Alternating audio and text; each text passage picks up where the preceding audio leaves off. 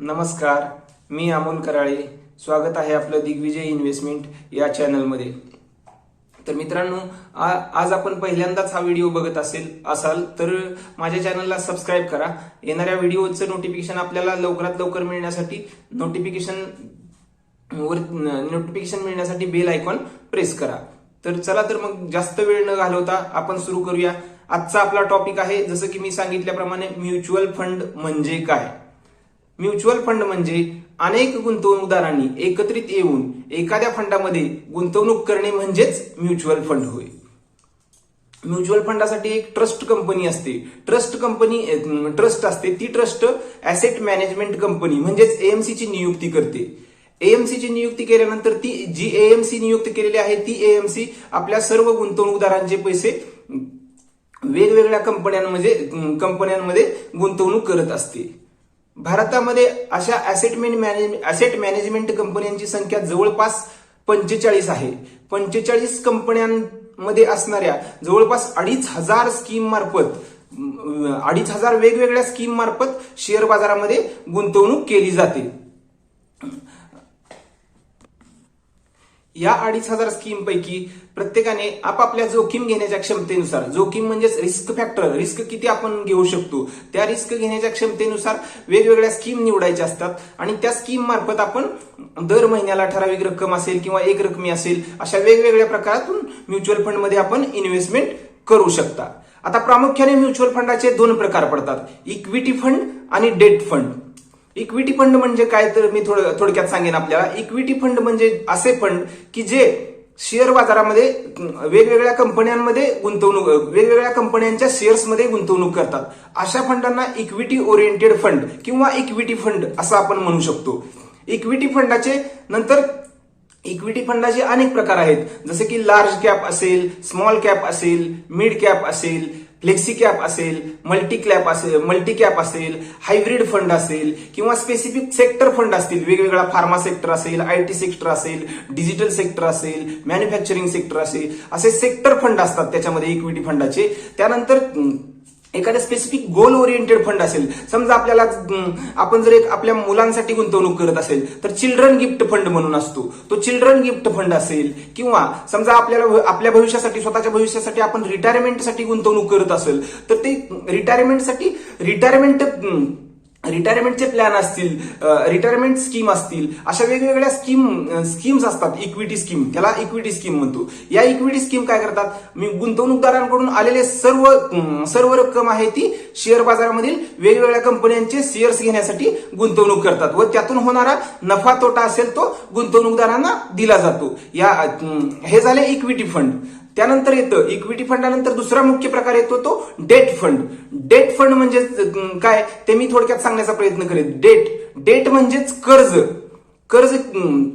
जे mutual fund आपल्याकडे आलेला जो काही गुंतवणूकदारांचा पैसा आहे तो कर्ज स्वरूपात किंवा कर्ज रोखे स्वरूपात, बॉन्ड स्वरूपात जो कंपन्यांना कर्ज पुरवठा केला जातो त्याला डेट फंड असे म्हणतात. डेट फंडामध्ये प्रामुख्याने डेट फंडाचे डायरेक्ट कंपन्यांना दिलेलं कर्ज असेल किंवा सॉव्हरेन बॉन्ड पण असतात.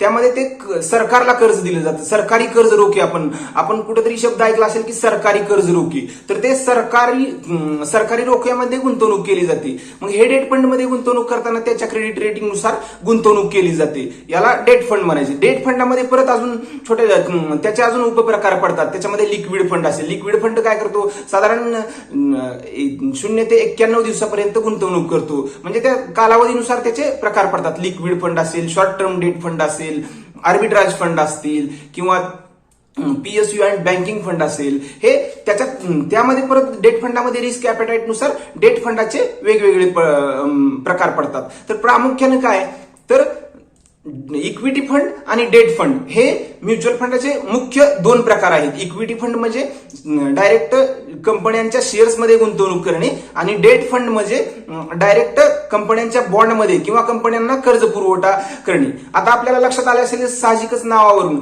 कंपन्यांच्या शेअर्समध्ये गुंतवणूक करणारे फंड म्हणजेच इक्विटी फंड. इक्विटी फंडांचं काय असतं, इक्विटी फंडामध्ये आपण डायरेक्ट कंपनीच्या शेअर्समध्ये गुंतवणूक करतो. म्हणजेच त्यामध्ये कंपनीचे आपण भागीदार होतो. त्यामुळे कंपनीचा होणारा नफा किंवा तोटा आपल्याला समप्रमाणामध्ये वाटून दिला जातो. म्हणजे या फंडामध्ये प्रामुख्याने कसं असतं, जोखीम थोडीशी जास्त असते पण रिटर्न मिळण्याचे चान्सेस जास्त असतात. त्यामुळे जास्त रिस्क जास्त रिटर्न. रिस्क म्हणजेच काय तर नजीकच्या कालावधीमध्ये थोडेसे आपले पैसे कमी जास्त होणे याला रिस्क म्हणतात. रिस्क म्हणजे काय, पैसे पूर्णतः संपले वगैरे असं होत नाही. रिस्क हा भाग तुम्ही पैसे कुठेतरी जातील वगैरे असा संदर्भ नाही. तो रिस्क फॅक्टर म्हणजे नजीकच्या कालावधीमध्ये किती पैसे आपण खालीवर झालेले कमी जास्त झालेले आपण बघू शकतो, त्याला तो रिस्क फॅक्टर म्हणतो. आणि दुसरा फंड येतो तो डेट फंड. डेट फंड म्हणजे त्याच्या पण नावाचं आहे की कर्ज. आता बघ, अलीकडच्या काळामध्ये तुम्ही व्याजाचे दर बघतच आहात, खूप मोठ्या प्रमाणामध्ये व्याजाचे दर कमी होत आहेत. तर हे व्याजाचे दर कमी होत आहेत, साहजिकच आपण कंपन्यांना कर्ज देतोय म्हणजे व्याजाचे दर कमी झाले असल्यामुळं साहजिकच त्याच्यातून मिळणारा परतावा आपल्याला इक्विटी ओरिएंटेड फंडापेक्षा कमी राहणार आहे. असे हे प्रामुख्याने इक्विटी फंडाचे, म्युच्युअल फंडाचे इक्विटी आणि डेट फंड असे हे प्रामुख्याने दोन प्रकार पडतात.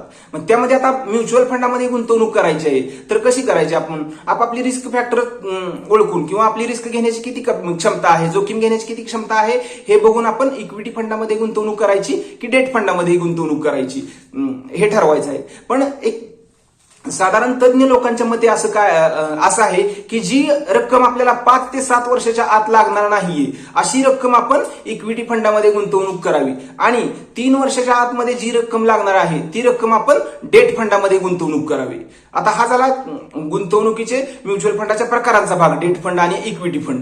आता यामध्ये गुंतवणूक कशी करायची किंवा काय करायचे तर साधारण आपल्याला कसं असतं, आपण जी आपल्याकडे असलेली रक्कम जी गुंतवणूक करतो ती एखाद्या फंडाच्या एखाद्या स्कीम मध्ये करतो, तर त्या स्कीम मध्ये आपल्याला आपली जेवढी गुंतवणूक आहे त्या स्कीमचा एक पर्टिक्युलर एनईव्ही असतो, नेट ऍसेट व्हॅल्यू. म्हणजेच आपलं समजा आपण 1,000 रुपयाची गुंतवणूक केली एखाद्या फंडामध्ये, तर त्या फंडाचे आपल्याला किती युनिट्स मिळाले, युनिट्स म्हणजेच NAV, नेट ऍसेट व्हॅल्यू, तर ते आपल्याला युनिट्स मिळतात. मग ह्या युनिटची किंमत इक्विटी फंड असेल तर ते मार्केटच्या हिशोबानुसार कमी जास्त होत असते आणि त्याचा तो झालेला परतावा आपल्याला मिळत असतो. त्यामुळे म्युच्युअल फंड म्हणजे काय तर हा इक्विटी आणि डेट फंडचा प्रमाण आहे. मग डेट फंड असतील तर डेट फंड आहेत ते इक्विटी फंडाच्या तुलनेत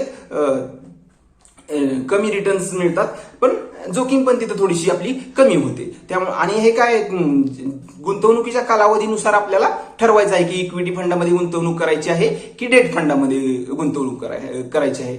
आता आज या व्हिडिओमध्ये आपण एवढंच बघूया. त्यानंतर आपण सेपरेटली आता इक्विटी फंड जसं मागे पाहिल्याप्रमाणे आपण की इक्विटी फंडाचे वेगवेगळे प्रकार आहेत. मग तो लार्ज कॅप कोणासाठी ऍप्लिकेबल आहे, मिड कॅप कोणासाठी ऍप्लिकेबल आहे, मल्टी कॅप कोणासाठी आहे, हायब्रिड ब्लेंड फंड मध्ये कोणी गुंतवणूक करावी, फ्लेक्सी कॅप कसं काम करतो, किंवा इंडिव्हिज्युअल एक फंड लार्ज कॅप कोणत्या कंपन्यांमध्ये गुंतवणूक करतो, हे आपण डिटेल व्हिडिओमध्ये येणाऱ्या जी व्हिडिओची म्युच्युअल फंड संदर्भातील व्हिडिओची जी सिरीज असणार आहे त्या सिरीजमध्ये आपण डिटेल पाहणार आहोत की प्रत्येक फंड वाईज एक स्कीम व्हिडिओ येत जाणार आहे. तर आपण काय करावे, येणारे प्रत्येक व्हिडिओ डिटेलमध्ये बघून घ्यावेत. त्या आपल्याला जे येणाऱ्या व्हिडिओचं नोटिफिकेशन मिळण्यासाठी काय करा, माझ्या चॅनलला अजूनही आपण जर पहिल्यांदा हा व्हिडिओ बघत असाल तर माझ्या चॅनलला सबस्क्राईब करा आणि तयार केलेला व्हिडिओ जो मी युट्यूबवर टाकल्या आपल्याला पटकन सगळ्यात अगोदर नोटिफिकेशन जर पाहिजे असेल आणि लगेचच बघता यावा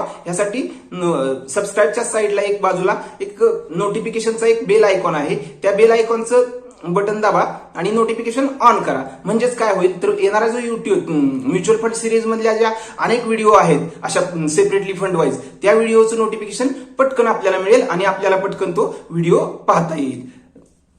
धन्यवाद.